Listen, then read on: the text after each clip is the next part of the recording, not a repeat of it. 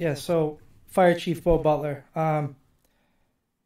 there needs to be ownership taken. I'm not one to dodge it, but I also need to explain how we've gotten here because it's going to go a long way for the community. And Officer Dan, I appreciate your sentiments.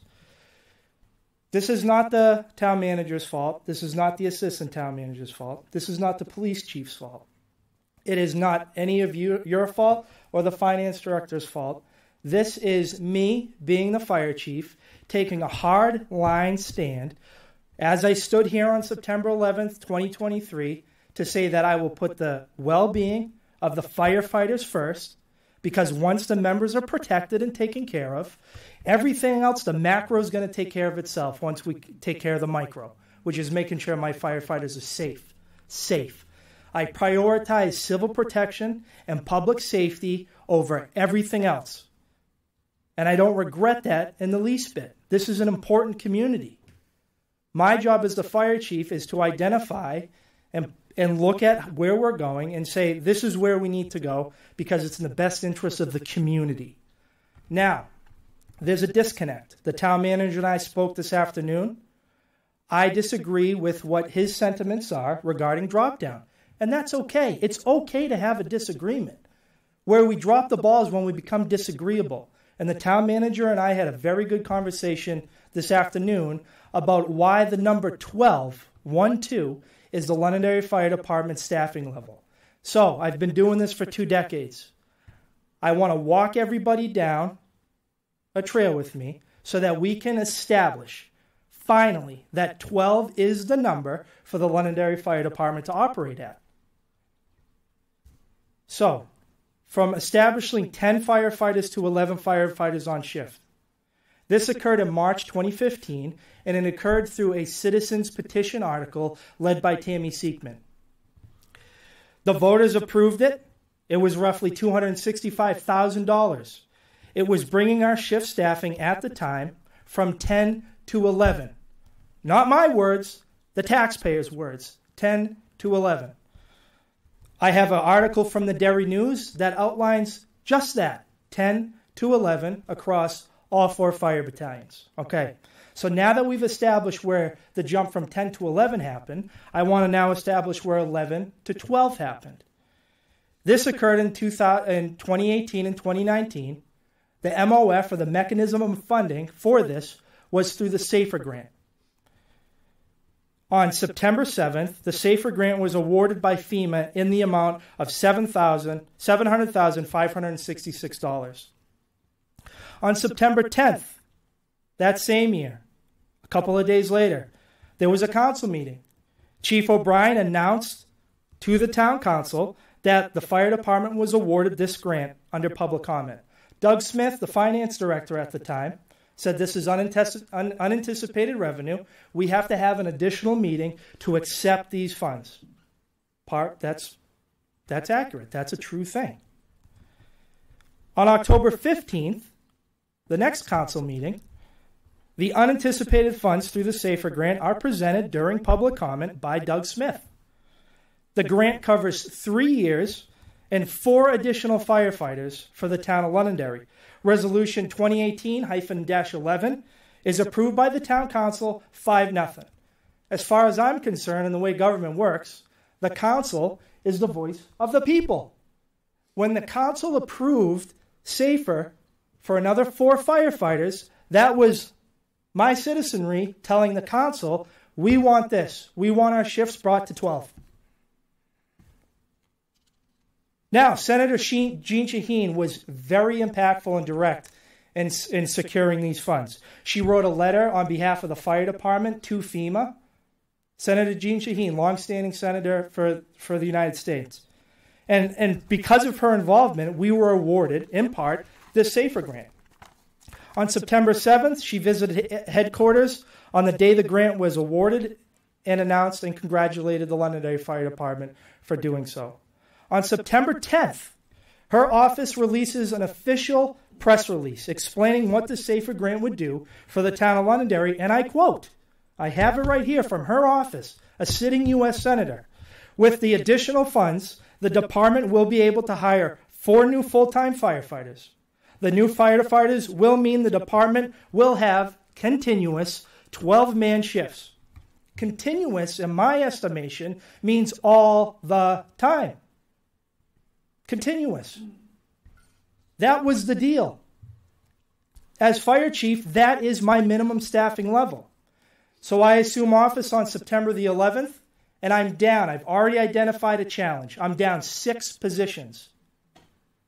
Through working with Local 160 to continue to give the taxpayer the service delivery that they deserve and have come to expect it, we held over on overtime to make sure we were meeting that minimum number of 12 every single shift.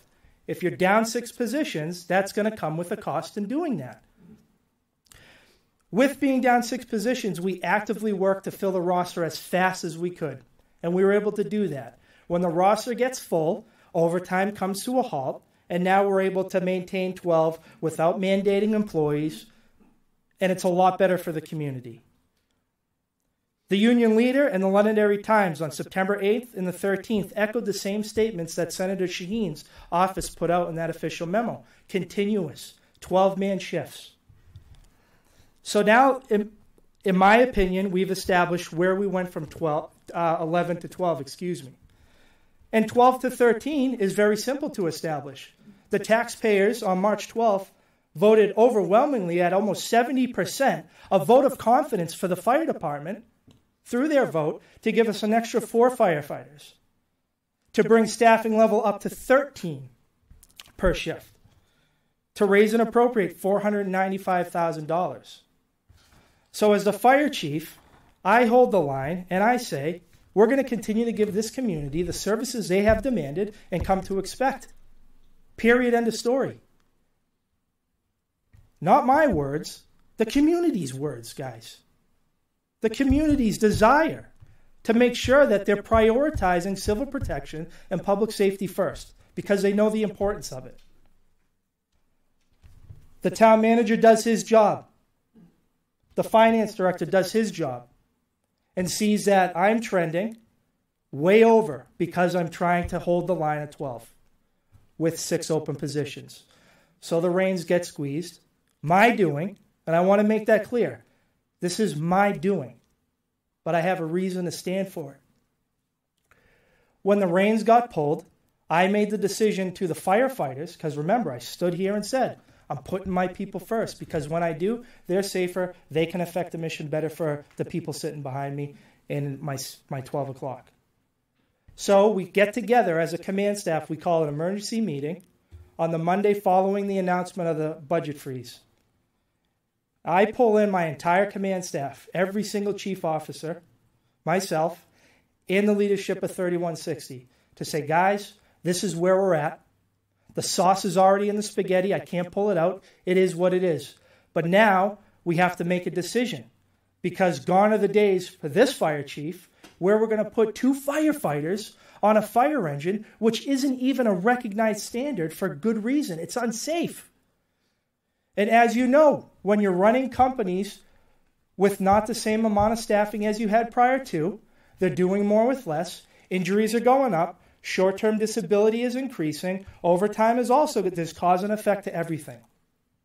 So as a team, we looked at it with my boss's support to say we are going to drop down, because of drop down, going from 12 to 11, we're going to take out a fire engine company at Central Station and an ambulance at Central Station. Because I cannot have my members, who are already so stretched thin, trying to maintain 12 with 6 open positions, now doing an increased workload with less. Supported. All around the board supported. So I just want to make it clear that there's a reason why we're in the predicament we're in. It's on me. It's not on anyone else associated with the town. It's on me. Because I elect as the fire chief to put this community first. That's a non-negotiable thing with me. If you want someone else to not do that, then I'm not the right guy for the job.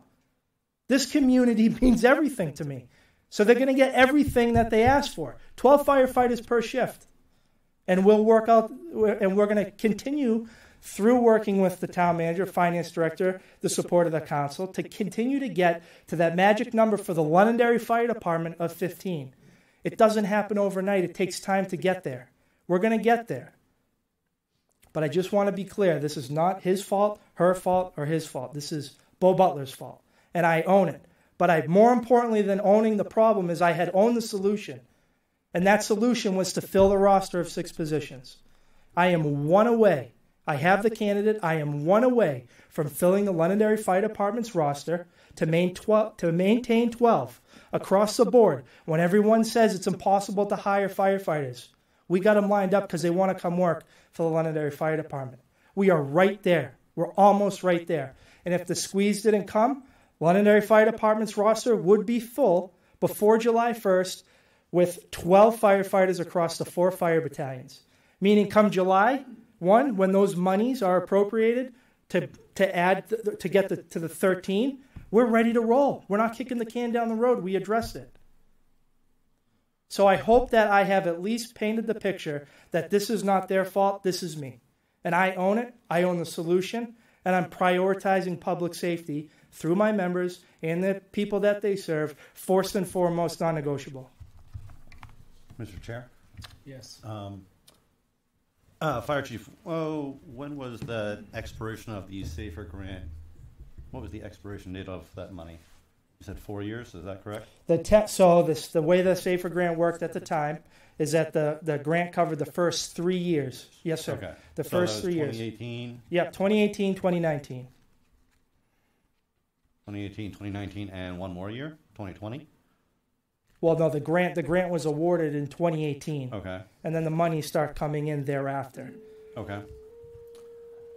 So I guess perhaps my question would be then for our finance director and our town manager is, were we not budgeting in the budget thereafter for that those positions? Do you guys have the history on that? I'll let Justin jump in, but Mr. Chair, if I may. But what I can tell you is that yes, we're budgeting appropriately.